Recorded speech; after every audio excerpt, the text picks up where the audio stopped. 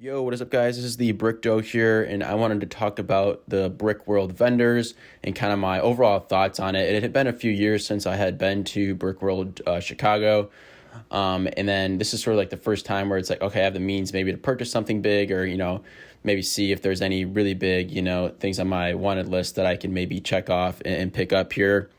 And that wasn't necessarily the case, and I was kind of expecting that a little bit from memory.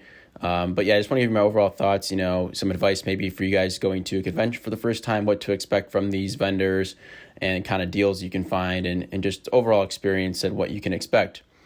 So first off, I think the main question is, are you going to find some killer deals here? Is it going to be some great value? Like, should I go to Brickworld just to be, purchasing sets? And I'm going to go ahead and say probably not for most people. Most of the prices of the sets, I would say, were listed at above market price, and some of them significantly above market price. Now, there's not to say that that doesn't necessarily mean it's just a terrible deal or just not. I'm not here to throw these vendors on the bus. They obviously have cost of transporting the goods there. They obviously pay a vending fee to be at Brickworld. And then in addition as well, when you're purchasing something like a used set, maybe an expensive used set for hundreds of dollars, there definitely is that reassurance when you're able to actually see it, firsthand. If there's going to be, if you're trying to look, for example, for the older Ucs Snow Speeder or something like that, right? Being able to see the pieces since they're white, how much aging have they had? Are they yellowed at all? You're going to have a much better indication of that than purchasing on eBay and simply looking at pictures. And so obviously, something like that is going to have a premium for some people, and that premium is going to depend on how much you value something like that, especially in the used set category.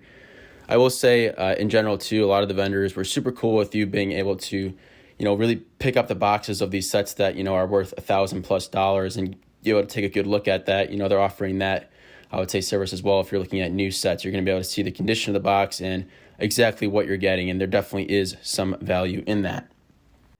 Now, besides the typical, new sets in box, and then the used sets, that are with box, instructions, and all that, there's also a very, I would say, in my opinion, interesting category of sets where it might just be in a, box or something like that with no instructions, just the pieces, no box. And for some of those, it is intriguing because there were some super rare sets there that they had, no box for instructions or maybe missing minifigures.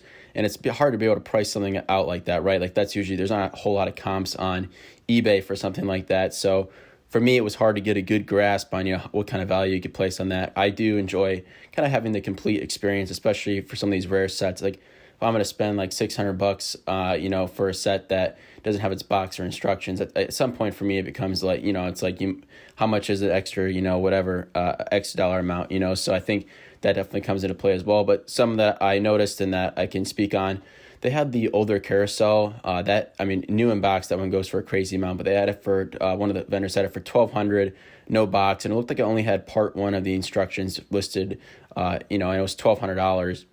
There's some super rare pieces for that set, and it's in general a very expensive set. Now, if you go on eBay, I think you'll be able to find ones that are used with box and instructions for probably honestly similar to that $1,200 price range. But again, it is hard to price some of those things out when they have, sets with, no minifigures, no box, no instructions. I'm sure that just becomes a sort of a tough market to feel out. So I'd be a little bit cautious of that, but that's probably honestly where you might be able to find some decent deals on rare sets. And also another set that I'd like to touch on, one of them had the Stature of Liberty. I believe that was from like 2002 or something like that, and didn't have, again, no box or instructions, but it's all sand green pieces. Some of those pieces haven't been reproduced in sand green. So, the pieces for that are in general very expensive. And it was listed for like $1,200. Again, something that's very hard to place a value on. And you have to decide, are you someone who wants the complete, box and instructions and all that, or you just care about the build? If it's the case where you're just maybe looking for the build for a set like that, you might make out decently well. And then I'm just going to go over a few of the sets that I saw there, maybe get an indication of prices or just cool sets that I thought were for sale. Now, I would say in general, the best deal I thought that was just like, hey, I think that's pretty much at market price, and that seems fair. They had a new UCS Star Destroyer 10030 for $1,200, and that's pretty much fair. It's pretty close to market price. Maybe $1,100 is market price, but again, too, I think most of these vendors were open to bartering. So I felt like that was one of the few sets that were truly just listed pretty close to market price. Most of them, I would say, were about 1.5 times market price. I did see the older UCS Snow Speeder. That was something I was a little bit interested in. It did have the box and instructions. It was for $650. Probably, again, over market price, but just something cool to see, with its box and stuff like that. I just kind of enjoy that experience as well when when going through these vendors. Like I said, you're able to really, get a feel for, what that set really looked like back in the day. And it's just not a set you really get to see that often. They had the Durmstrang Harry Potter ship that was $550, and it was new in box. Super rare set for you guys that don't know. $550 is probably more expensive than you could find it online. But again, one of those super rare sets where it's like not a ton of market comps, but that was a cool set to see. They also had quite a few, I guess I would say recently, recent UCS sets that are retired. For example, the X-Wing and the TIE Fighter, things like that. And those were around $550 to $600. Now, most of those UCS sets from 2013 and beyond, none of those are going for double or triple the retail price. Most of those are sitting around $350 if they were a $200 UCS set. So again, well over market price, but there's obviously some value about being able to buy it in person, not have to get it shipped, not taking any chances with eBay that you gotta decide that. I spoke about the Stature of Liberty. Oh, this was one that was actually really interesting to me. They had the oldest Volkswagen Beetle, the 10187. That was another one that didn't have the box. I think it had the instructions though, and it was around $600. Now that's a bit over market price for used, but that's also one of those sets where I've definitely seen that set for some reason seems to be one of those ones used that tends to be a big dust collector. So that would be one. I think if you were looking to buy it used, it would be nice to be able to see it in person. And it goes for about $800 new. So a little bit over market price for used, but if it was in excellent condition, that might not be too far out of range. Oh, this is another interesting one as well. They had the original UCS Falcon, no box, but it had the first edition certificate. It was $1,200. Hard to place a price on that, especially with the first edition certificate. It's how much value do you place on that, especially without the box and stuff. But definitely, a rare set, not many comps for something like that as well. They had a ton of recently retired Harry Potter sets, both from, ones that maybe came out in 2018 that are recently retired, or also ones too from the original waves of Harry Potter. And a lot of those were priced pretty significantly higher than I would say market value. But it is really neat to be able to see a lot of these sets that you just haven't been able to see in person, or you maybe haven't scouring eBay for, or just have seen a lot that you're interested in. It's cool to be able to see them in box and, just how they came back in the day, even though if you might not be purchasing it. I think that in general is exciting.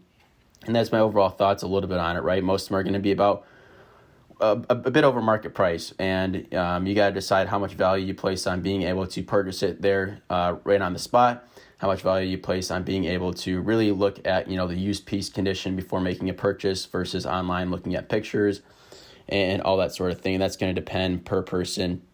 So no, I wouldn't expect coming out of there with any fantastic deals, but I think you could definitely find sets around market price. And if those were sets you were already maybe thinking about purchasing on eBay, I think, it's going to be a lot better of an experience being able to purchase it in person and seeing it hands-on. And in general, I think it's really interesting how they do some of the vendor stuff at Brickworld. I had looked it up quickly after to see how they, accepted vendors. Most of them were pretty, established, either, had a pretty established online presence via Bricklink. It wasn't like a, yard sale kind of deal. And I guess the way the vendor situation works at Brickworld Chicago is that basically, if you were a vendor the year before, you get asked to be a vendor again, and if you sign up, you're automatically in. So essentially, once you have your spot there as a vendor, you have it until you give it up. Once you give it up, then there's a bunch of vendors on the waiting list, and you can put your name on that waiting list that might get accepted if someone didn't renew that. But I would have to guess that most vendors choose to renew, for the next year. I would guess that's few and far between. How many vendors are turning over year in, year out. One last note, they had Bricker Builds there, which I think is pretty cool. You guys have probably seen a lot of their helmets and stuff like that on Instagram or maybe even their website. So that's something too, if you were thinking about purchasing one of those Bricker Builds, I think that would just be cool to purchase in person. It was the same price as they sell that stuff online. and definitely being able to see those builds in person. You're just not going to be able to do that at any other place besides a convention like that. So that sort of wraps up my thoughts on the convention and the vendors. Let me know your guys' thoughts or just experience with vendors at these LEGO conventions. I'm interested to hear what your thoughts are. Just maybe the evolution of it as well. Like I said, it's been quite a few years since I had been there. I kind of remember like 2013. I felt like the vendors were a little bit more like less established, like online sellers, and it was kind of a little bit more like random people just kind of having a vendor shop there and selling stuff. But maybe that was just my memory, and I'm wrong about that. Let me know your guys' thoughts in the comments below. If you guys are new here, don't forget to like, comment, and subscribe. And connect them, guys. This is the Brick Duo signing off.